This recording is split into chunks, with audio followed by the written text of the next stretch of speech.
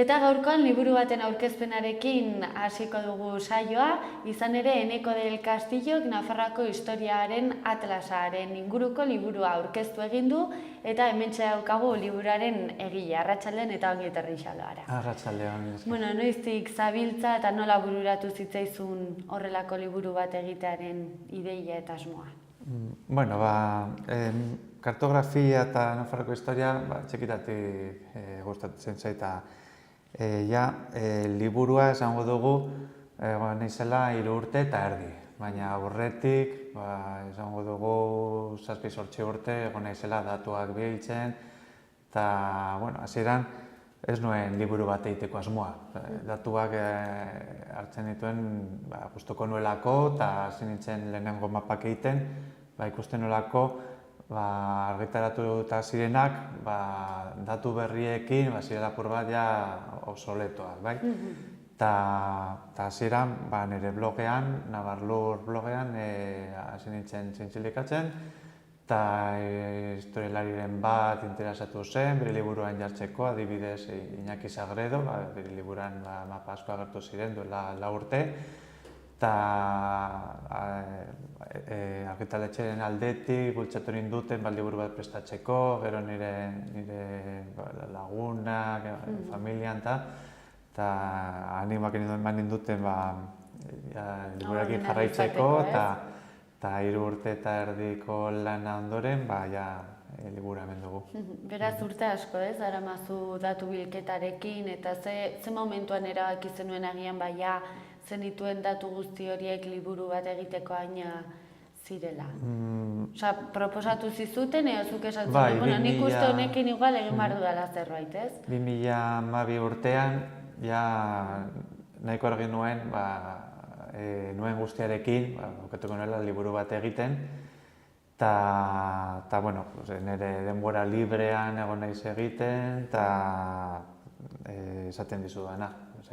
Kostatu da, alde batetik mapak egiten, beste aldetik testuak ez dira bakarrik nirean, sartu ditut historialarien testu historikoak, eta dena nahiko laburtuta, izateko oso bisuala, liburuaren gehiena dira mapak eta irudiak, eta testuak nahiko laburra. Gero bakoitzak alditu hartu beste historia liburuak, eta aldaz honekin laguntza moduan biak batera ikusteko dena. Osongi, nola egin duzu dokumentazio lana? Zeren, historia kontu ekigu eskatzen dutela, aurretik dokumentazio lana handia. Dokumentazio gehiena izan da argitaratuta dagoena. Batez ere, beste atlasak, Nafarroako enziklopediak, Nafarroako historia buruzko liburu mota guztiak, liburutegiko lana, hori da historialaria profesionalen lana da. Eta, lan hori egin dute, argitaratu da liburutan, seguro dagoela datu asko argitaratzeko, baina historialarien lana da, eta nik egin dudana izan da lan guzti hori bildu eta lan honetan atera. Dena labur bildu eta horre jarri. Hori da. Horretaz gain ere, aipatzeko ez dakite denbora asko eman duzun artxiboetan, edo gehiena hori argitaratutako liburuetatik hartu duzu? Gehiena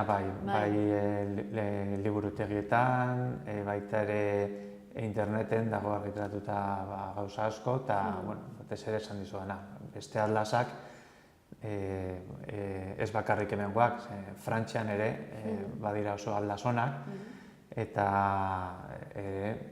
Pirinioaren iparraldeko aldea, Nafarroa zen ere, Aintzinako Baskonia, Garona ibaiaraino iristen zen, orduan Frantziako atlasetan leku importante daukate. Osongi. Horrelako gai baten inguruan informazioa aurkitzea erresa egin zaizu, zaila, Nola da gai hau lantzearena? Bueno, gai lokal bat denez, Nafarroa garaian, Iruñan topatzea erreza da, liburutegi guztietan daudelako gauza. Azken urteetan ere argitaratu dira liburu asko, eta batez ere hori izan da iturririk nagusia. Guk badaukagu ezagutza Nafarroako historiaren inguruan, Nafarroako gizartea, kola orokorrean badakigu zer gertatu zen gurekin, zein den gure historia, ongi irakasten digute edo honetan ere... Oso gutxi ezagutzen dugu. Eskolan, ematen izuten historia, nahiko orokorrekoa, Espainiako historia, mundukoa, baina Nafarroka bereziki oso gutxi, denak ezagutzen dugu, Las Navas de Tolosako batalla, konkistari buruz, duela 4 urte, 5 urte bete zirenez, ezagutu dugu, zati hori, konkista bat izan zela, ez anexioa, gauza horiek ezagutu ditugu. Baina orokorreko historia, ez dakigu, pensatzen dugu Nafarroa dela gaur egungo foru erkidegoa. Eta garaiko Nafarroa askoz handiagoa zen. Nafarroko erresumaren barruan, Araba, Bizkaia, Gipuzkoa, Errioxa barruan ziren. Gaur egungo Ribera edo Mendialdea bezala, Nafarroko erresumeko lurraldeak ziren. Gero Gaztelak, pizkanaka konkistatu zituen lurralde horiek eta probintziak sortu zituen.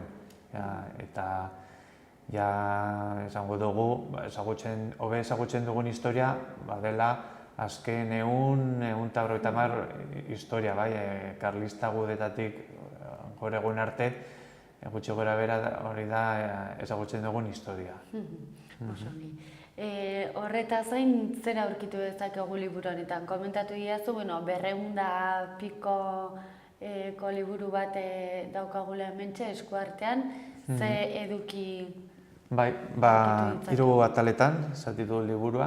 Lehenengoa da Baskoniarena. Baskonia izan zen, gure etxinako izena, Frantziakoa bezala Galia zela, edo Irlandan antzinako Hibernia.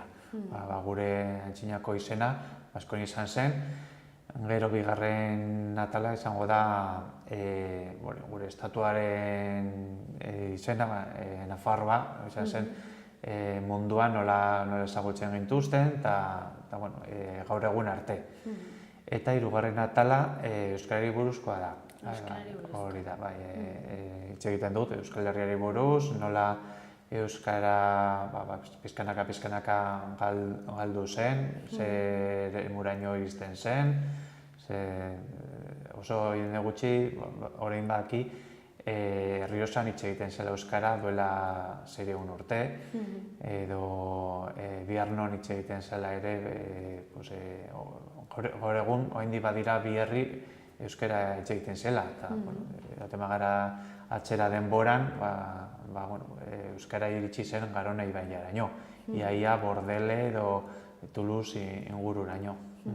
Horretan igual datu nabarmenak edo izan daitezke, gaur egun Errioxan herriak edo mendietako terminoak eta argi dago gauza asko ez euskeratik datozela. Beraz, hori izan daiteke...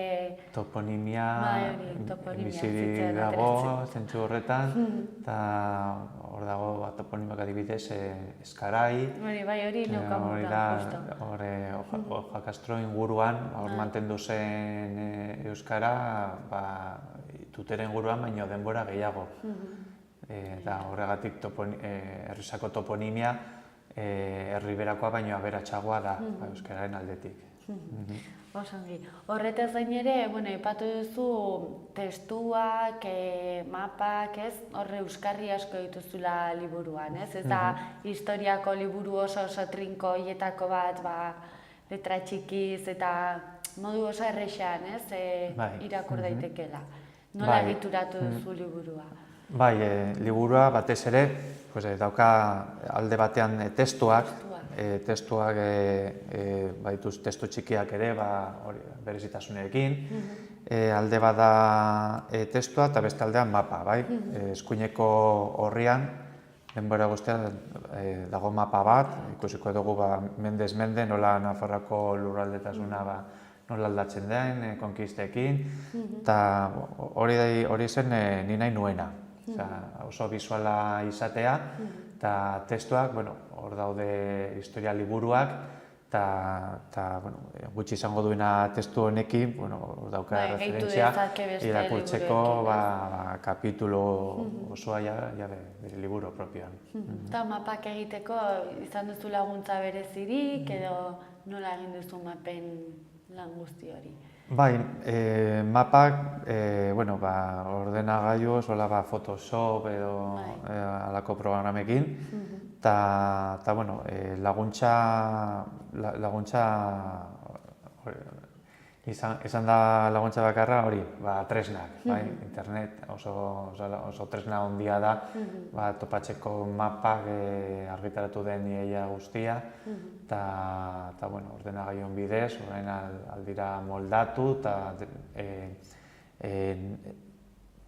datu berriekin, hori, pizkanaka, moldatu ditu mapa guztiak, eta, ea gustoko duzuen. Interesa duenak behintzat izanen du aukera ikusteko liburua. Horretaz gain, pixkat kontatu diguzu nola joan den aldatzen Nafarroako erreinua, baina mende guzti hauetan zenolako bilakaera jaso dugu gure lurraldean. Oraintxe bertan Nafarroako foru komunitatea izatera arte zenolako bilakaera izan du. Oso handiak ginen, ez? Duela mende asko, baina orain gutxituz joan gara. Liburua, azken 2200 urtetan kokatzen du liburu osoa, bai? Eta hori, Erromatar garaietik gaur egun arte. Erromatar garaian, antzinako geografoak esaten zuten, Baskoiak, Ebro eta Garona ibai artean zirela, bai? Hau da, Pirinioen bi aldetara. Eta gaur egun ezagutzen dugun Nafarroa, justu da, ezagutzen dugun foru erkidegoa. Bakigu, Pirinioen bestaldean, Nafarroako izeneko lurra baziela, gaur egun hori ez da existitzen, dagoen bakarra da Pirinio Atlantikoen departamentua, frantsesak ezabatu dute Nafarroaren izena. Gauza bera gertatzen da hegoaldean ere. 1200 urtean, Gaztelak konkistatu zion Nafarroari Ara, Bizkaia eta Gipuzkoa, eta hortik aurrera lurralde horiei Nafarra baino gaztelarra bezala ezagutu dugu. Jaten bagara atxerago denbora, adibidez Santxo Nagusiaren erresuman, ia Ebro eta Garona arteko lurraldetasun guztia, zegoen bakarrik Tutera, oraindik musulmanen pean ziren, baina hori, Santxo Nagusiaren aldetik, pizkanaka, Gaztelak alde batetik, Frantziak iparraldetik, eta Aragoi, hobe esan da, Kataluniako kondeak ziren Aragoiko erregeak, eta alde horretatik ere Nafarroari kendu zizkioten lurrak, gaur egun ezagutzen duguna gutxi arte. Beraz, konkista guztiek faktura dexente ez, pasa digute. Hori da, bai. Ikusten denez, Frantzia eta Espainiaren artean, ez? Azkenean, 1512ko konkistarekin, izan zen azken pausoa, eta, iparraldeko aldean, oraindik beste 1 urte, iraun zuen Nafarroa erresuma bat bezala, eta azkenean Frantziak batu zuen, eta hori izan zen. Frantziako erregeak jarraitu ziren izendatzen Frantzia eta Nafarroako erregeak, adibidez, Luis XIII, Luis XIV, Luis XIV, Frantzia eta Nafarroako errege bezala izendatzen ziren, eta ezagutzen baduzue Frantziako gazteluak edo Louvre, Versalles, ikus daiteke Nafarroako armarri asko horregatik. Euskararen bilakaerari dagokionez, aipatu zu liburuan atal bat eskaintzen diozula. Esan dezakegu adibidez, Nafarroaren kasua, gero Araba, Gipuzkoa, Bizkaiaren kasuan eta bar, askotan ez, konkistatzaileak geroz eta gertuago, hor geroz eta erresago galdu euskera. Eta mendialdean agian beti bai egon dela mantentzeko erreztasun gehiago, ez? Igual esan daiteko horregatik izan dela, euskararen mantentzea. Euskara mantendu da, erresuma bat independentzia zelako. Herriaren hizkuntza euskara zen. Araba, Bizkaian eta Gipuzkoan mantendu da euskara, nahiz eta duela 800 urte Gaztela Barban sartu, foruei esker. Foruak mantendu direnez, lege propioak horregatik euskara mantendu da. Izan da, 19. mendean foruak zabatu zutenetik aurrera, orduan izan zen euskararen galeraren handiena. Eta gauza bera gertatu zen Aragoi edo Gaskuñaren aldean. Euskara galdu da, lur horiek konkistatu duten bitartean. Zer da, asko ikasi duzu liburu hau egiten? Bai, asko. Zeni, dena bezala, atera naiz institutotik, eman diguten... Zertzelada txiki batzuekin, ez? Nafarroako historiaren dakigunarekin, eta nire kabuz liburuak liburua irakurtzen, eta gero, pizkanaka liburua prestatzen, asko ikasi edo, Osan, zer da interes gehien piztu dizun edukia? Landu dituzun guztietatik, izan duzu gola edukiren bat kutxunena edo, interes gehien piztu dizuna zuri pertsonalki? Interes gehiena izan da jakitea Nafarroa noraino iristen zen. Lehen komentatu da bezala, deno bakigu Hondarribia izan zela Nafarroako portua, eta gero ezagutzen duzu Hondarribia eta Castorialeseko kostalde guztia Nafarroa zela. Badago kapitulo bat Inglaterrako erregeak, Ricardo Corazón de León izenekoa, hori esaten zuela, Nafarroako kostaldea Hondarribitik Castroraino iristen zela. Halako bitxikeriak badira liburuan. Gero ere, horitzen ez orain, Shakespeare baduela liburu bat, eta Nafarroari buruz hitz egiten duela, jartzen duela Nafarroako gortean bere obra, eta bitxia da, halako idazle hain garrantzitsua, Nafarroari buruz, aipatzea, bai. Osan, bukatzeko gai honen inguruan desinformazio asko daukagu, hemen Nafarroan. Bai, desinformazioa eta ez ezagutza ere, bi aldetatik, gero ere daude interesak, bada interesa ez Nafarrak ez jakitea ongi bere historia, eta Nafarrak aparte euskal gizarte osoa. Dakigun informazioa, igual azken 200 urtetakoa dela, hori karlistan guedatitak aurrera, eta aurreko historiaz dakigu. Adibidez, Bizkaian aipatuko dut, 1200 urteko baino aurreko historia ez dituzte erakusten.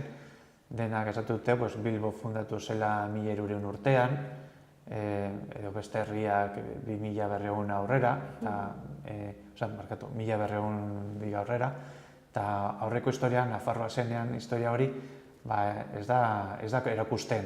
Orduan, ez denez erakusten, niri bultzatu nau, hori erakusteko, bai. Beraz, horrelako liburuak beharrezkoak dira, ez? Batez ere agian hori komentatzen denuena lehenago institutotik hasita, ia ez digutela honen inguruko ezagutzarik ematen, ez? Eta gainera ez bali madugu euskarri di, adibidez, holako liburuek horretan laguntzen dute, ez?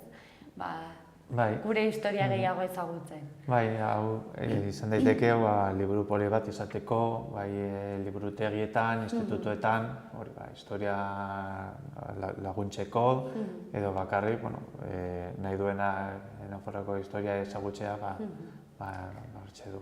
Osongi, zer esan dizuten ingurukoek, liburuaren inguruan? Pentsatu dira izanen zutela aukera ez, bistazo bat emateko liburuari, eta zer aipatu dizute liburuaren inguruan? Liburua azokan aurkeztu zen, aurreko ostiralean, eta ni oso pozik nago, esan delako oso horrela ona. Esan diate libururi salduena dela momentuz, ni oso pozik nago horregatik, eskerrik asko. Gero nire inguruan oso harrera ona dauka, jendea eskatzen liburua, zuek ere, komunikabideak ere, deitu didazue liburua erakusteko, eta niretzako oso ondia da. Gaina komentatu diazu hori datorren astean egonen zarela Kondestablen, ez? Aipatu diazu. Bai, batek interesa badu. Kondestable Jauregian, datorren asteartean, arratsaldeko 7:30. Emango dut hitzaldia, hori da filminekin, eta polita izango da. Gianeko, ami esker xaloan izatagatik, oso interesgarria kontatu diguzuna, eta nahi duzunen gonbidatuta zaude berriz. Eskerrik asko. Mi esker. Eta zuei ere eskerrik asko eskainitako arretagatik, arratsaldona pasa eta bihar arte.